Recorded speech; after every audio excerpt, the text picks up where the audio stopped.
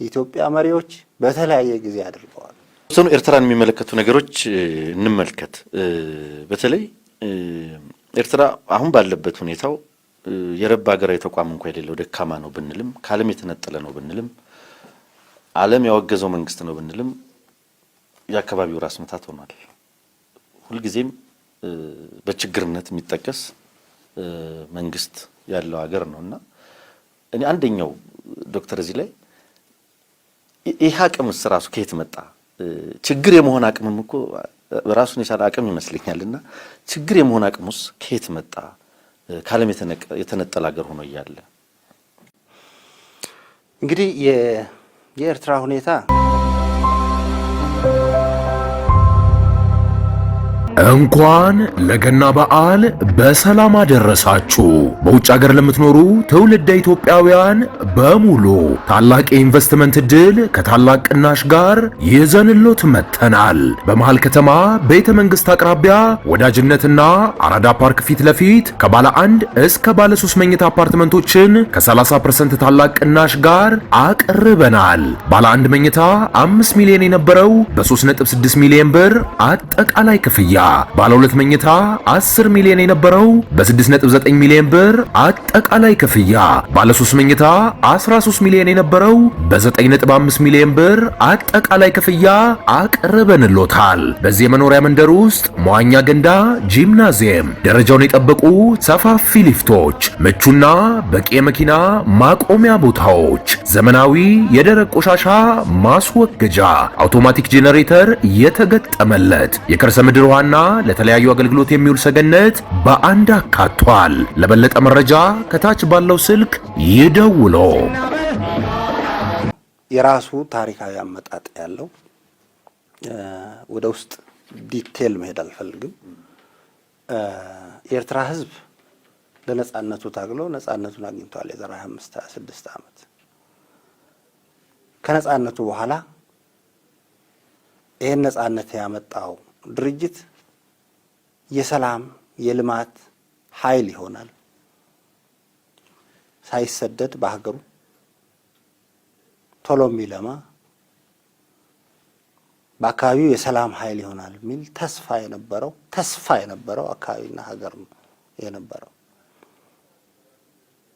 በጣም በጦርነቱ ብዙ ዜጎች በኢትዮጵያ በኩልም በኤርትራ በኩልም አልፈዋል። እነዚህ ሁኔታዎች ከየትኛውም ጊዜ በላይ በወቅቱ እንግዲህ ለዛ መንግስት የድጋፍ ኃይል በርካታው ኤርትራዊ ይሄን ተስፋ ይዞ ስለነበረ በጦርነት የተገኘው ውጤት በሰላም በልማት ይደገማል የሚል ተስፋ ነበር። እንግዲህ በዋናነት አሁን ያሉበትን ሁኔታ መገምገም የሚችሉት ኤርትራውያን ራሳቸው ናቸው። በእርግጥ ያን ያሰቡትን ነገር አግኝተዋል ወይ? በእርግጥ ዛሬ ኤርትራ ያሰቧት ኤርትራ ሆናለች ወይ? በእርግጥ ይሄ መንግስት የሰላም የልማት መንግስት ሆኖላቸዋል ወይ? ልጆቻቸውን ትላንት የገበሩበት ስርዓት ዛሬ እነሱን ከዓለም ጋር አስተሳስሯቸዋል ወይ? ይሄን ኤርትራውያን ራሳቸው ቢመልሱ ደስ ይለኛል። እኔ ባልመልሱ። ሰላምም ጦርነትም በሌለበት በብዛት የሚነሳ ፖሊሲ ነው ይሄ። ሰላምም የለም ጦርነትም የለም።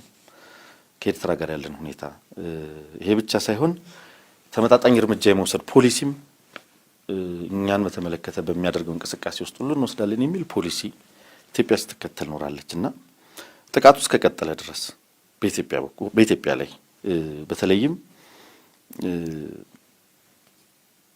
ራሱ በፈጠረውም ችግር የራሱ ዜጎችም በመቶ ሺዎች ወደ ኢትዮጵያ እየተሰደዱ ባሉበት የባህር ራትም እየሆኑ ባሉበት የኛም ስጋት ነው። ምክንያቱም ትጥቅ ትግልን አማራጭ እናደርጋለን የሚሉ ሁሉም ኃይሎች ኤርትራ አሉ። 2 የሚሆን 3 የሚሆን የቻለውን ያክል ዛለ አሁን ቅድም የምናነሳው የነበረው የገልፍ ሀገራት ወደዚህ ወደ ገልፍ ዳርቻ ደግሞ ወደዚህ ወደ አፍሪካ ቀንድ መጠጋት ደግሞ እድልም ይዞለት መጥቷል የሚል ምልከታልና እስከመቼ ነው ይሄ ሰላምም ጦርነትም የሌለበት ፖሊሲ እስከመቼ ይቀጥላል? ተመጣጣኝ እርምጃ ዲፌንሲቭ ሆነን እስከ መቼ ነው የምንኖረው? እዚህ ላይ ያለው ነገር ምንድነው? እንግዲህ እኔ የምናገረው ስለ ስርዓቱ ነው፣ ስለ ኤርትራ መንግስት። አሁን ያለው ሁኔታ የሰላምም የጦርነትም አይደለም። ኖ ዋር ኖ ፒስ ሁኔታ ነው ያለው። ይሄ የሆነው እንግዲህ በኢትዮጵያና በኤርትራ መካከል የነበረው ግጭት ጦርነት ከቆመ ከበርካታ ዓመታት በኋላም ጭምር ነው። በዓለም እንደዚህ አይነት ግጭቶች ይኖራሉ። እነዚህ ግጭቶች ብዙዎቹ ቶሎ ይፈታሉ። ጦርነቶች ቢኖሩም ከጦርነት በኋላ ሪአፕሮችመንት መነጋገር አለ። እኛ ጋር ያለው ሁኔታ የኢትዮጵያ መንግስት የኤርትራ መንግስት የሚያነሳውን የሄጉን ውሳኔ ተቀብሎ እንደራደርና መሬት ያለውን ነገር እንፍታው። የኤርትራ መንግስት እንደዚህ የሚባል ነገር የለም። መጀመሪያ ተቀበሉና እንግዲህ እቺ በጣም ፋይን ላይን የሆነች ግን ይህንን ግንኙነት ይህንን ሁኔታ ሊፈታ የሚችልበት ሁኔታ ዴድሎክ ውስጥ የከተተ የኤርትራ መንግስት አቋም። ይሄ እንግዲህ ባለፉት 15-16 ዓመታት በቆየንባቸው ዓመታት ማን የተጠቀመው ማን የተጎዳው እንግዲህ ወደፊት ታሪክም የሚጽፈው ነው። ኤርትራኖችም የኤርትራ ህዝብ በተለይ ኤርትራ ህዝቦች ተጎጂዎቹ በደንብ የሚገነዘቡት ዛሬ እየሆነ ያለውን ነገር የሚገነዘቡት ነው። በእልህ ላይ የተመሰረተ በግል ውሳኔና በግል ጥላቻ ፖሊሲ ሆኖ የሚወጣበት በዛ ሁኔታ የሚመራ ነው ብዬ ነው የማስበው። እንግዲህ ከዚህ ሁኔታ በመነሳት ከጦርነቱ በኋላ በርካታ ትንኮሳዎች፣ ኢትዮጵያን ሰላም የሚያናጉ የሽብርተኝነት እንቅስቃሴዎች፣ የኢትዮጵያን ደህንነት አደጋ ላይ የሚጥሉ ማናቸውንም እንቅስቃሴዎች የኤርትራ መንግስት ስፖንሰር ሲያደርግ ቆይቷል።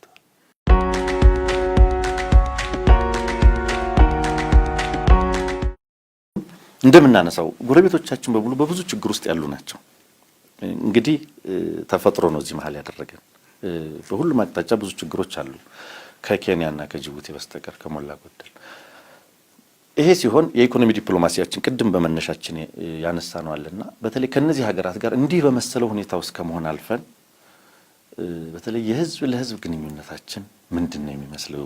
በተለይ ከአካባቢ ሀገራት ጋር ሁለገብ ሁለንተናዊ የሆነ ትስስር ለመፍጠር ምን እያደረግን ነው የሚል ሐሳብ አለና እዚህ ላይ ምንድነው የሚሉት? የህዝብ ለህዝብ ግንኙነትን በተመለከተ ከጎረቤት ሀገራት ጋር ምን እየሰራን ነው? ቢያንስ ሰላም ከሆናቸው ጋር ጥሩ ነው። የህዝብ ለህዝብ ግንኙነት ከጎረቤቶቻችን ጋር እንግዲህ በጎረቤታችን አካባቢ ያሉ ህዝቦችና እኛ ያለን ህዝቦች አብዛኛዎቹ ድንበር ላይ ያሉ ህዝቦች ተመሳሳይ ናቸው። ሶማሊያ ጋር ብንሄድ የኢትዮጵያ ሶማሌና ሶማሊያ ያለው ተመሳሳይ የሶማሌ ብሔር ነው።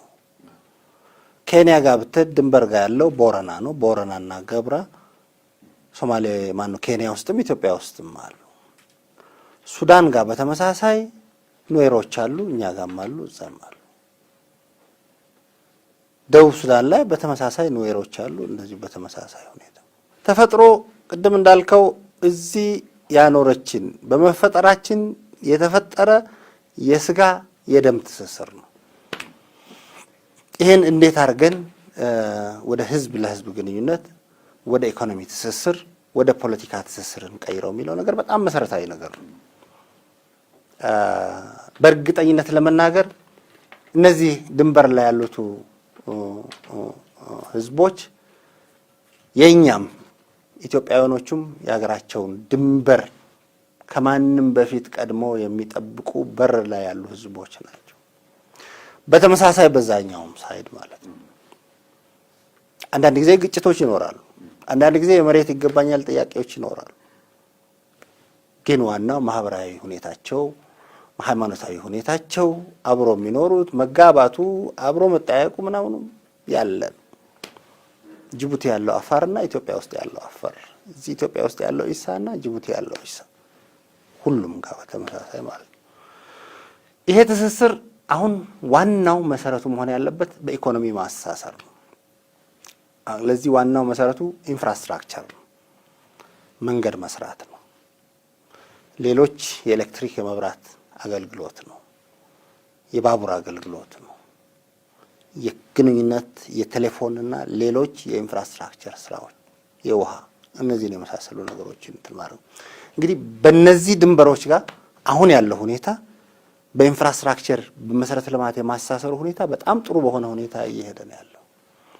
ኬንያ በአሁኑ ጊዜ አስፋልት መንገድ በዛም በዚህም ተሰርቶ ተመሳሳይ ቦርደር ላይ በጋራ የምንቆጣጠርበት ሁኔታ ተደርጎ በቅርቡ የሚመረቅ ስራ ይጀመራል።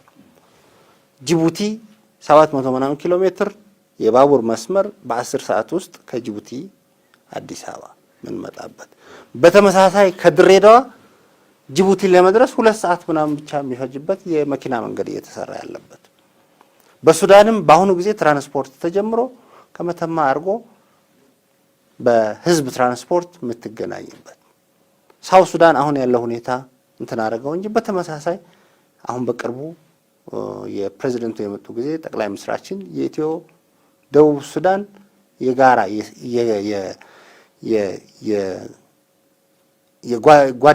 የጓደኝነት የመንገድ ፍሬንድሺፕ ሮድ ሚል ኦልሬዲ እየተሰራ እነዚህ ትስስር እንትኖች በሚኖሩበት ጊዜ ህዝቦች ይተሳሰራሉ፣ ንግድ ይነግዳሉ፣ ይጋባሉ። ስለዚህ ይሄ እንግዲህ ዋናው ይሄ ነው መስራት ያለበት። በእርግጠኝነት በትክክል ነገር እዚህ ላይ መስራት ያለብን ስራ ገና ብዙ ነው። ይሄን ትስስር ለመስራት በጣም በጣም በርካታ የሚሰሩ የሚቀሩ ስራዎች አሉ። ከሰራናቸው ስራዎች ይሄን ትስስር የክልል መንግስታትም የውጭ ጉዳይ ሚኒስቴርም ሌሎችም ተቋማት መስራት ያለብን ይሄን የህዝብ ለህዝብ ትስስር በሚገባ ማምጣት አለ። ሱዳን ያሉ ሽማግሌዎች ወደ ኢትዮጵያ፣ የሃይማኖት መሪዎች ወደ ኢትዮጵያ፣ ኢትዮጵያ ያሉት በተመሳሳይ ወደ ሱዳን፣ ጅቡቲ ያሉት የሀገር ሽማግሌዎች ወደዚህ፣ ሶማሊያ ያሉት እንግዲህ ሶማሊያን ስለ ኢትዮጵያ ያላቸው አሳሰብ እዚህ ሲመጡ ይገርማቸዋል። አሁን በቅርብ የሶማሊያ የፐብሊክ ዲፕሎማሲ ቡድን መጥተው ነበር። በተለያዩ ክልሎች ሄደው ነበር። ባህር ዳር ሄደው ነበር፣ መቀሌ ሄደው ነበር፣ እዚህ አዲስ አበባ ነበር። ሲመጡ ማመን ነው የሚያቅታቸው። ስለዚህ የነበራቸው ገጽታ ነው የሚቀየረው። እዚህ ላይ ብዙ ስራ አልሰራንም። መስራት አለብን። ህዝብ ለህዝብ እንዲተሳሰር ማድረግ አለብን። ረጅም ትስስር ነው መሆን ያለበት። የፖለቲካ ሞቅታ ትስስር ሳይሆን የማይበጠስ እንግዲህ ተፈጥሮ መቼም የሚበጥሰው ግንኙነት አይደለም፣ ግን በዛ ተጨማሪ ትስስር መፍጠር ያለብን። በተለይ ከንግድ ጋር የቢዝነስ ኮሚኒቲው በቀላሉ ጅቡቲ ሄዶ ኢንቨስት እንዲያደርግ ኢትዮጵያዊ ከጅቡቲም ተመሳሳይ እንዲህ አይነት ምክንያቱም በእናንተ ተቋም ብቻ የዲፕሎማሲ ስራ በአንድ ተቋም ብቻ ይሰራል ብሎ ማመን አይቻልም። በሌሎችም አገራት ቢሆን ማለት ነው። ስለዚህ የንግዱ ማህበረሰብ የራሱ ሚና ይኖረዋል። የፐብሊክ ዲፕሎማሲ ቡድኑ የራሱ ሚና ይኖረዋል። እንዲህ ለማድረግ የሚቀሩ ነገሮች እንዳሉ አስተውለዋል ለማለት ትክክል ነህ ለማለት ነው። ዋናው ነገር ብዙ ስምምነቶች ተፈርመዋል። የንግድ ስምምነቶች፣ የድንበር ላይ ንግድ ስምምነቶች፣ ሌላው ሀገር ወደዚህ መጥቶ የሚገበያይበት ኢንቨስትመንትን በተመለከተ በርካታ ስምምነቶች ባይላተራል የሁለትዮሽ የሚባሉ ስምምነቶች አሉ። ወደቦች የመጠቀምና የመሳሰሉ ግን እነዚህም በሚገባ ኢምፕሊመንት አላረግናቸውም። እዚህ ጋር ጉድለት አለ። ወደፊት መስራት ያለብን። መልካም። የሀገሮችን ግንኙነት የተመለከተ አንድ የመጨረሻ ጥያቄ ላንሳ። ከግብጽ ጋር በተያያዘ ነው። እንግዲህ ዶክተር እንግዲህ እነዚህን ጥያቄዎች በሙሉ በአብዛኛው ከህዝብም ጥያቄዎች ሰብስቤ በማህበራዊ ሚዲያ ሰዎች አስተያየትም እንዲሰጡ በማድረግ ነው ጥያቄዎችንም እያቀረቡ ያለሁትና በተለይ ግብጽን በተመለከተ ከተነሱት ጥያቄዎች ከህዳሴው ግድብ ጋር በተያያዘ ከግብጽ ጋር ያለን ሁኔታ ምንድነው የሚመስለው? በተለይ አንድ ተቋም ጥናት እያደረገ ነው የግድቡን ሁኔታ በሚመለከትና የዚህ የጥናት ውጤት አሉታዊ ቢሆን የኢትዮጵያ አካሄድ ምን ይሆናል የሚልና በአጠቃላይ ግን ከግብጽ ጋር ያለው ሁኔታ ወቅታዊ ሁኔታ ምንድነው የሚመስለው የሚል ጥያቄ የሰጡ ሰዎች አሉና እዚህ ላይ ምንድነው የሚነግሩን? ግብጽና ኢትዮጵያ ግንኙነት ሲነሳ ሁሌ ፊት ለፊታችን የሚመጣው የናይል ጉዳይ ነው። እውነት ነው። የናይል ጉዳይ የኢትዮጵያና የግብጽ ግንኙነት ዓለም አቀፍ ግንኙነት የሁለትዮሽ ግንኙነት እስካሁን ሲገዛ የቆየ ነው። የናይል ጉዳይ ወደፊትም ይሄን ግንኙነት የሚገዛ ጉዳይ ነው። የኢትዮጵያውያንና የግብጾች ግንኙነት ካለ ናይል ካለ አባይ መነጽር እይታ ውጪ ሊታይ ያስቸግራል። ይሄ እውነት ነው። ዛሬም ማለት ትላንትም ዛሬም ነገም ማለት ነው። ይሄ ሁኔታ እንግዲህ ወደ ኋላ አሁን ወደ አመጣው ነገር ከመምጣቴ በፊት በኢትዮጵያውያንና በግብጾች መካከል የሚኖረው ግንኙነት የአባይና የናይል ጉዳይ እንዳለ ሆኖ ሌሎች እይታዎች መጨመር አለባቸው የሚለው ነገር በብዙ ጊዜ ተሞክሮ ብዙ ርቀት ያልሄደ ጉዳይ ነው፣ ግን መሄድ ያለበት ጉዳይ ነው። እኛ በአባይና ወይም በናይል ጉዳይ ላይ ብቻ ነው ወይ ሌሎች ትብብሮች በጣም በርካታ ህዝብ 100 ሚሊዮን ህዝብ ያለበት ሀገር ግብጽ 100 ሚሊዮን ያለበት ኢትዮጵያ ብዙ ነገሮች የስልጣኔ ባለቤቶች የሆኑ ሀገሮች አብረው ቢሰሩ በከፍተኛ ሁኔታ ብዙ ነገር ሊቀይሩ የሚችሉ ሀገሮች ከዚህ በፊት በነበረው ኢፍትሃዊ ኮሎኒያል ውሳኔ የኢትዮጵያ ብሔራዊ ጥቅምን የሚጎዳ ውሳኔ ምክንያት ያ እንዲቀጥል በመፈለግ የግብጽና የኢትዮጵያ ግንኙነት ወደፊት ሊሄድ ማይችልበት ሁኔታ መፍጠር የለብንም። ስለዚህ ከግብጽ ጋር ያለንን ግንኙነት የታሪክ ማለት ትክክለኛ ያልሆነውን ፍትሃዊ የሆነውን ታሪክ ፍትሃዊ የማድረግ ጀስቲስ ሹድ ቢ ሰርቭድ። ይህንን ደግሞ ከማንም በላይ ኢትዮጵያውያንና ግብጾች ነው ማድረግ ያለባቸው። ግብጾች እየበሉ ኢትዮጵያውያን ጾም ማድር የለባቸው።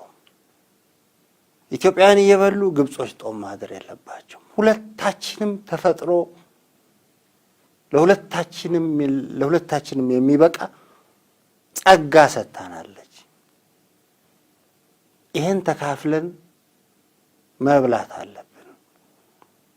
እንግዲህ ጥያቄው ለብዙ ጊዜ በግብጾቹ በኩል ተቀባይነት ያላገኘው ጥያቄ ይሄ ነው። ዛሬም ተመሳሳይ ታሪክን የተዛባ ታሪክን የማስተካከል ጥያቄ ነው ኢትዮጵያውያኖች የሚያነሱት። ዛሬም የአባይ ወንዝ አጠቃላይ ውሃው እንትን ከሚለው 85% በላይ የምታመነጭ ኢትዮጵያ በተፈጥሮ የተሰጣትን የተፈጥሮ መብቷን ልጠቀም፣ እናንተን ሳልጎዳ ልጠቀም፣ ይሄን መብቴን ለብዙ ጊዜ እወቁልኝ። እንግዲህ በዚህ ሁኔታ ኢትዮጵያ በውስጥ ምክንያቶቿም በተለያዩ ምክንያቶች ይህንን የተፈጥሮ ጸጋዋን የመጠቀም አቅሟ ሳይኖራት ቆይቷል። ዛሬ የህዳሴ ግድብ ኢትዮጵያውያኖች መላው የኢትዮጵያ ብሔር ብሔረሰቦች እንግዲህ ይሄ ነገር ለኔ ክስተት በሆነ ታሪክ ጊዜ አንዴ የሚከሰት በአንድ ሀገር ውስጥ የሚኖሩ በሙሉ ህዝቦችን አንድ ላይ የሚያሰባስብ ክስተት ድህነታችን የፈጠረው ቁጭት ይሄን ግድብ ከትምህርት ቤት ህፃናት ተማሪዎች ጀምሮ ከ1 ብር ከ5 ብር ከ10 ብር ጀምሮ አዋተው ይሄንን ግድብ እየገነቡት ነው ያሉት። እንግዲህ በዚህ ሁኔታ ላይ ውይይቶች ነበሩ። ግብጾቹ ከዚህ በፊት የነበራቸው አቋም ያለኛ ፍቃድ የአባይ ጉዳይ በምንም ሁኔታ ጠብታ ነገርም ምንም ነገር መሆን ያለበትም የሚል አቋም ነበራቸው። ረጅሙን ታሪክ አጭር ለማድረግ አሁን እኔ አሁን ውጭ ጉዳይ ሚኒስትር ከሆንኩ በኋላ ከግብጾች ጋር ያለን ግንኙነት ዲፕሎማቲክ ግንኙነታችን ጥሩ ነው። ከውጭ ጉዳይ ሚኒስትሩ ጋር በየ2 ወሩ በየ3 ወሩ ተገናኝተን እንወያያለን። ዋናው ነገር የኢትዮጵያን በተፈጥሮ ሀብቷ የመጠቀም ተፈጥሯዊ መብቷን የማስከበር ጉዳይ ነው። መንግስታችን ይሄን ዲፕሎማሲ ነው የሚከተለው፣ እኛ ይሄን ነው የምናስፈጽመው። ግብጾቹ ይሄን የመቀበል ጉዳይ ነው። እስካሁን ባለን ሁኔታ በየጉዳዮቹ ላይ ውይይቶች አድርገናል። እነዚህ ሪፓሪያንስ የሚባሉ የታችኞቹና የላይኞቹ እንኳን ለገና በዓል በሰላም አደረሳችሁ። በውጭ ሀገር ለምትኖሩ ትውልደ ኢትዮጵያውያን በሙሉ ታላቅ የኢንቨስትመንት ዕድል ከታላቅ ቅናሽ ጋር ይዘንሎት መጥተናል። በመሃል ከተማ ቤተ መንግስት አቅራቢያ ወዳጅነትና አራዳ ፓርክ ፊት ለፊት ከባለ 1 እስከ ባለ 3 መኝታ አፓርትመንቶችን ከ30% ታላቅ ቅናሽ ጋር አቅርበናል። ባለ 1 መኝታ 5 ሚሊዮን የነበረው በ3.6 ሚሊዮን ብር አጠቃላይ ክፍያ፣ ባለ 2 መኝታ 10 ሚሊዮን የነበረው በ6.9 ሚሊዮን ብር አጠቃላይ ክፍያ፣ ባለ 3 መኝታ 13 ሚሊዮን የነበረው በ9.5 ሚሊዮን ብር አጠቃላይ ክፍያ አቅርበንሎታል። በዚህ የመኖሪያ መንደር ውስጥ መዋኛ ገንዳ፣ ጂምናዚየም፣ ደረጃውን የጠበቁ ሰፋፊ ሊፍቶች፣ ምቹና በቂ የመኪና ማቆሚያ ቦታዎች፣ ዘመናዊ የደረቅ ቆሻሻ ማስወገጃ፣ አውቶማቲክ ጄኔሬተር የተገጠመለት የከርሰ ምድር ውሃና ለተለያዩ አገልግሎት የሚውል ሰገነት በአንድ አካቷል። ለበለጠ መረጃ ከታች ባለው ስልክ ይደውሎ። ሀገሮች የሚባሉ አብዛኞቹ 9 ሀገሮች ስምምነት አለ። በጋራ አብረን እየሰራን ያለው ግብጾቹ ይሄ በስምምነቱ መጀመሪያም ጥለው የወጡ ናቸው። መተው እንዲመለሱ እንፈልጋለን። ፓርት ኦፍ ይሄ የሲኤፍኤ የምንለው አካል እንዲሆኑ እንፈልጋለን። ከዛ በተጨማሪም የሶስትዮሽ የሚባል እኛ ሱዳንና ግብጽ ያለበት ዲክላሬሽን ኦፍ ፕሪንሲፕል የሚባል በጋራ አብረን ስለ ሁኔታዎች አብረን እንትን የምንለው አለን።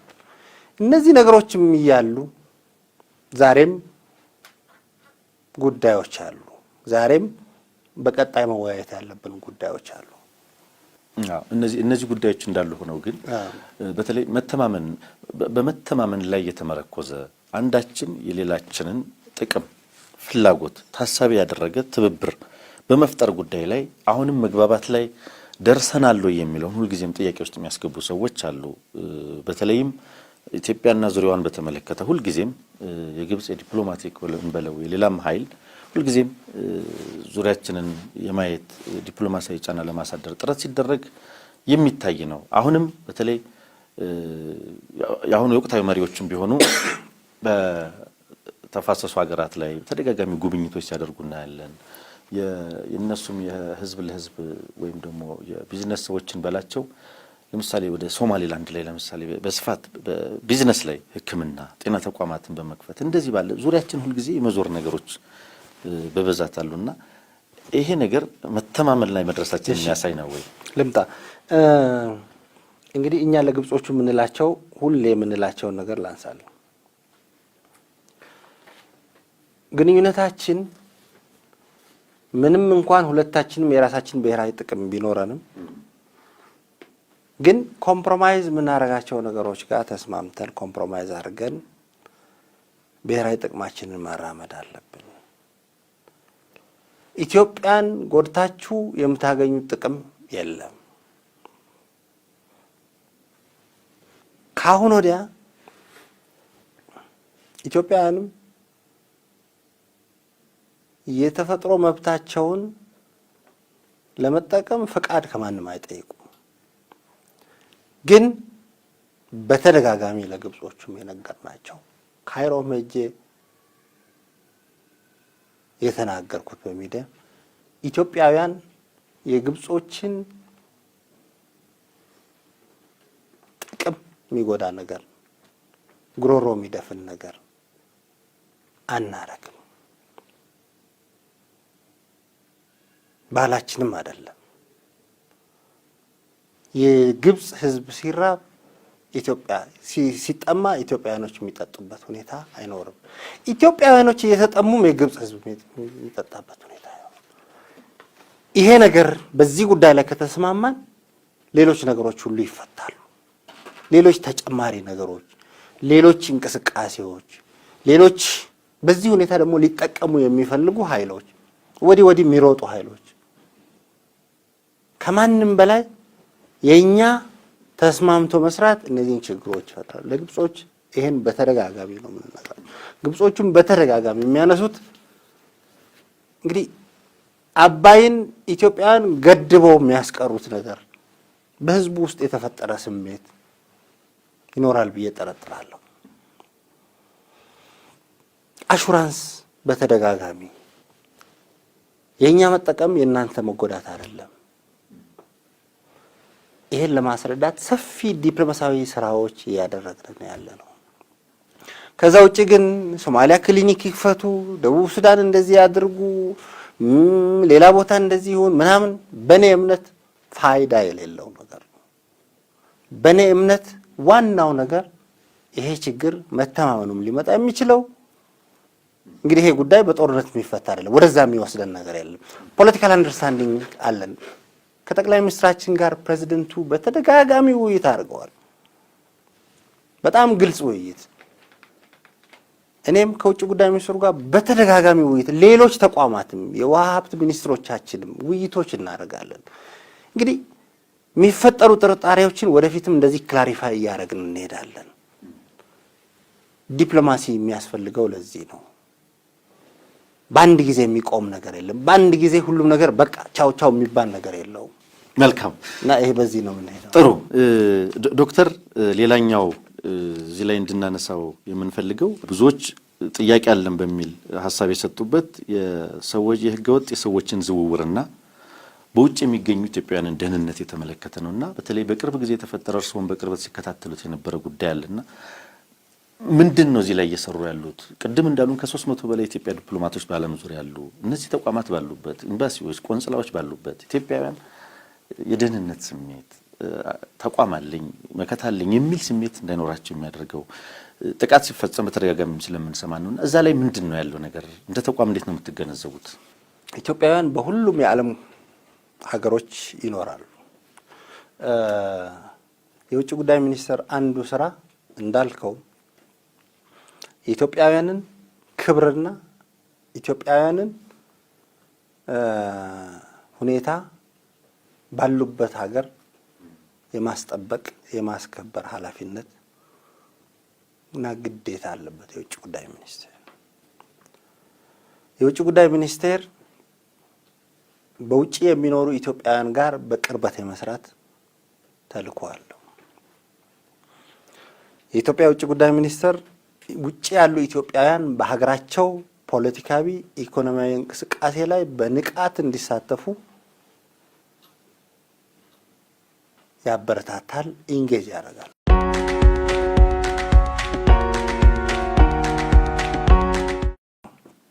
እንግዲህ ቅድም ያልኳቸው የውጭ ጉዳይ ሚኒስቴር ስራዎች ናቸው። የኢትዮጵያውያንን ባሉበት ሀገር ሰላምና ደህንነት የማስጠበቅ ጥቅማቸውን የማስጠበቅ ጉዳይ የፖለቲካ ግንኙነታችን ከሀገሮቹ ጋር ያለን ፖለቲካ ግንኙነት የሚኖረው ፋይዳ ለኢትዮጵያውያን በዛ ሀገር ለሚኖሩት ኢትዮጵያውያኖችም ጥቅም አለው። ስለዚህ ዲፕሎማሲያዊ ግንኙነታችን ኢትዮጵያውያን በጥሩ አይን እንዲታዩ እዛ ሀገር ያሉ ኢትዮጵያውያን የወዳጅ ሀገር ዜጎች እንደሆኑ ከዛች ሀገር ጋር ባለን ግንኙነት አንዳንዴም ዲተርማይንድ የሚሆን ግንኙነት ስለሆነ በጣም ጥንቃቄ የሚፈልግና ክትትል የሚፈልግ ስራ ነው። በዚህ ሁኔታ የተሰሩ ስራዎች አሉ። ግን ካለን አሁን በጣም በብዙ ሺዎች የሚቆጠሩ ኢትዮጵያውያኖች በተለያዩ ሀገሮች አሉ። በዚህ ልክ የውጭ ጉዳይ ሚኒስቴር ይሄን ስራ እየሰራ ነው ብዬ መናገር አልችልም። በጣም ብዙ መሰራት ያለባቸው ጉዳዮች አሉ። አሜሪካ ላይ ለምሳሌ በጣም በርካታ ዲያስፖራ አለ። ምንም አይነት ፖለቲካል አመለካከት ይኖረው በሀገሩ ጉዳይ ላይ መሳተፍ፣ የፖለቲካ ልዩነት ውጤቱ የግል ጸብ አይደለም። የፖለቲካ ልዩነት ውጤቱ አንዱ ኖሮ አንዱ እንዳይኖር ማድረግ አይደለም። በሰለጠነ ሁኔታ መነጋገር ነው። ሀገሩ መጥቶ በሀገሩ ውስጥ በሚፈልገው ቦታ ላይ ምንም ችግር ቢኖርበት ማለት ነው፣ የቢሮክራሲው የሌሎች ችግሮች ቢኖሩበት ይህን ተቋቁሞ ሀገሩ ላይ ያን የማሳመን ስራ መስራት ይጠብቅናል። እዚህ ላይ በርካታ ስራዎች መስራት አለብን ብዬ አምናለሁ። የተሰራው ስራ በቂ አይደለም። አዎ፣ በተለይ የዲያስፖራ ኤሊቱ አሉታዊ ሆኖ የሚታይበት እሱ በጣም ሰፊ እንትን ነው። ዋናው ግን ኢንጌጅ የማድረጋችን ችግር ነው ብዬ ነው ማምነው። እሱን ወደፊት በደንብ በተደራጀ ሁኔታ ለመሄድ እቅዶች እየሰራን ያለ ነው። ይሄ በዚህ በዛሬው አርዕስት ባላነሳው፣ ሌላው እንግዲህ ብዙ ጊዜ ኢትዮጵያውያን የደህንነት ስጋት ችግር ውስጥ የሚወድቁት በዚህ በአፍሪካ አካባቢና በመካከለኛው ምስራቅ ነው። በተለይ በህገወጥ ሁኔታ ከኢትዮጵያ ወጥተው በምስራቅም በደቡብም አቅጣጫ የሚሄዱ ኢትዮጵያውያን ግማሾቹ መንገድ ላይ የሚሞቱ አሉ። ግማሾቹ ሄደው እስር ቤት የሚገቡ አሉ። ግማሾቹ ተፈርዶባቸው የተታሰሩ አሉ። ለምሳሌ አፍሪካ ውስጥ ከናይሮቢ ጀምረህ ታንዛኒያ፣ ዛምቢያ እንደዚህ እያለ እስከ ሳውዝ አፍሪካ ውስጥ ባለ ኮሪደር ውስጥ በርካታ ኢትዮጵያውያን ታስረው ነበር። ባለፉት 9 ወራት በርካታዎቹን ኢትዮጵያውያን ለማስለቀቅ ተነጋግረን ከዛ ውስጥም ወደ 300 በላይ ኢትዮጵያውያን ተለቀው ወደ ሀገራቸው ተመልሰዋል። ሱዳን ውስጥ በተለያየ ምክንያት ታስረው የሚገኙ ኢትዮጵያውያን አሉ። እነዚህንም የማስመለስ የማስፈታትና ቅጣትም ካለ ሀገራቸው መተው እንትን ይሉ ባለፉት 9 ወራት ሰፊ ኢትዮጵያውያንን ከእስር ቤቶች የማስወጣት ወደ ሀገራቸው እንዲመለሱ የማድረግ ታስረው ወንጀል አጥፍተው ነው የሚታሰሩት። ግን ሀገራቸው መተው ቅጣታቸው ይሄን እየሰራን ያለ ነው። በዚህ የተሳካ ውጤት አምጥተናል። ወደፊት በቀጣይነት መስራት አለብን። የኢትዮጵያውያንን ክብር የማስጠበቅ ይሄንን አንዱ ዋና ስራ እኔም እንደ ውጭ ጉዳይ ሚኒስትር የዜጎችን እኔ ማለት ነኝ እዛ ቦታ ጋር ትላንት ሌላው ኢትዮጵያዊ ሄደ፣ ምክንያቱ ምንም ሊሆን ይችላል፣ እዛ ሲታሰር እኔ ማለት ነኝ። ስለዚህ በዛ ሁኔታ ዲፕሎማቶቻችንም በዚህ ሰፊ እንቅስቃሴ እያደረግን ያለ ነው። ኩዌት ባለፈው ይህን ጊዜ ከዚህ ክቡር ጠቅላይ ሚኒስትራችን የጻፉት ደብዳቤ ምህረት ተደርጎላቸው እየተመለሱ ያሉ ኢትዮጵያውያን አሉ። በሳውዲ አረቢያ በተመሳሳይ ድርድር እያደረግን ነው። በተለያየ ምክንያት ታስረው የሚገኙ በባህሬን በተመሳሳይ በዚህ በገልፍ ሀገሮች ታስረው በተለያየ ምክንያት ያሉ ኢትዮጵያውያንን የማስመለስ ስራ ሰፊ ስራ እየሰራን ያለ ነው። እስካሁን ያለውም ሁኔታ ተስፋ የሚሰጥ ነው። ኢትዮጵያውያንን ወደ ቤታቸው የመመለስ እንቅስቃሴን አጠናክረን እንቀጥላለን። ችግሮች አሉ። እንግዲህ ዋናው የችግሩ ምንጭ ማን ነው? አንዱ ድህነታችን ነው፣ አለማወቃችን ነው። ከዛ በተጨማሪ ደግሞ ለስደት ምክንያት የሚሆኑ በርካታ ምክንያቶች አሉ። ኢኮኖሚ ችግሩ እንዳለ ሆኖ የደላላ ሁኔታ አንዱ ሄዶ የተሻለ ነገር ካገኘ በርካታ ምክንያቶች ነው። ለዚህ ብሔራዊ ኮሚቴ ምክትል ጠቅላይ ሚኒስትሩ የሚመሩት ብሔራዊ ኮሚቴ አለ። ክልሎች በስፋት ሞቢላይዝ ተደርገዋል። በዚህ ሁኔታ ላይ የተገኙ ውጤቶችም አሉ። ችግሩ ግን ይሄ ነገር በቀጣይነትና በቋሚነት የሚደረግ ክትትል አይደለም። ስለዚህ እዛ ላይ ማስተካከል አለብን። እሱን በስፋት ሀገራዊ እንቅስቃሴ መፍጠር መቻል አለብን። በየትኛውም ቦታ የሚገኙ ኢትዮጵያውያንን ክብር የማስጠበቅ ለነሱ ጠበቃ የመሆን ስራ ውጭ ጉዳይ ሚኒስቴር ከሌላው ጊዜም በተለየ ሁኔታ አጠናክረን እንቀጥላለን። መልካም። ከዚሁ ጋር በተያያዘ ዶክተር ሌሎችም ብዙ ሰዎች በተለይ ባለፉት 4 ዓመታት በተደጋጋሚ የሚነሳው የዲፕሎማቶች ስምሪትን በተመለከተ ነውና አሁን ትችቶችን በርከት እያሉ እየመጡባችሁ ነው። በተለይ እንዴት ነው ዲፕሎማቶችን የምታሰማሩት የሚለው ላይና አንዳንድ ጊዜ እንደው እንደ መጦሪያም እየመሰለ ነው፣ አንዳንድ ጊዜ ደግሞ እንደ ማግለያም እየመሰለ ነው። አንድ ሰው ለዲፕሎማትነት የሚመደብበት መለኪያ መስፈርት ምንድን ነው የሚል ጥያቄ አለ። እንዴት ነው የዲፕሎማቶችና አምባሳደሮች ለይቼ አምባሳደሮችን ማለት ነው። የዲፕሎማቶቹ ያው በየ4 ዓመቱ አሳይመንት አለ። በየ4 ዓመቱ በሌላ ሚስዮን ሄደው ውጪ ሄደው ይሰራሉ። የአምባሳደሮቹ የኢትዮጵያ ፌዴራላዊ ዲሞክራሲያዊ ሪፐብሊክ መንግስት የአምባሳደር ሹመት አፖይንትመንት ነው፣ ሹመት ነው፣ ፖለቲካል ሹመት ነው። ግን የኢትዮጵያን ብሔራዊ ጥቅም ሊያስከብር የሚችል ኢትዮጵያን የምትከተለውን ስትራቴጂና ፖሊሲ ጠንቅቆ የሚያውቅ ህገ መንግስታችንን በሚገባ ዲፌንድ የሚያደርግ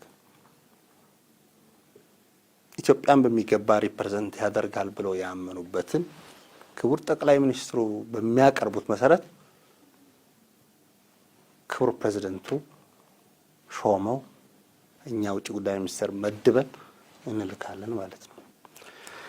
እንግዲህ ምደባዎች ጭንቅላት ውስጥ ያሉት ምደባዎች ያሁኑንም ጨምረን ከዚህ በፊት ያሉትን ምደባዎች ማየት እንችላለን። በርካታዎቹ አምባሳደሮች እዚህ በተለያየ የመንግስት ኃላፊነት ላይ የሚገኙ ሚኒስትሮች የነበሩ በከፍተኛ የመንግስት ኃላፊነት ላይ የነበሩ ሰዎች አምባሳደሮች ይሆናሉ። እንግዲህ ብዙዎቹ እድሜያቸው ለጡረታ የደረሰ አይደለም። ይሄን በፋክት ለመነጋገር ማለት ነው።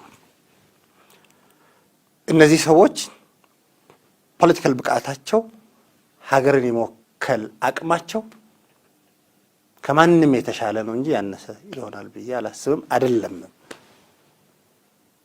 በጭንቅላታችን ውስጥ ያሉ ሰዎች እዚህ ሀገር በተለያየ ኃላፊነት ጋር ያሉ ሰዎች በሆነ ሀገር ውስጥ ኢትዮጵያን ወክለው አምባሳደር መሆን ብቃት ያንሳቸዋል ተብሎ ይጠራጠራሉ ብዬ አላስብም።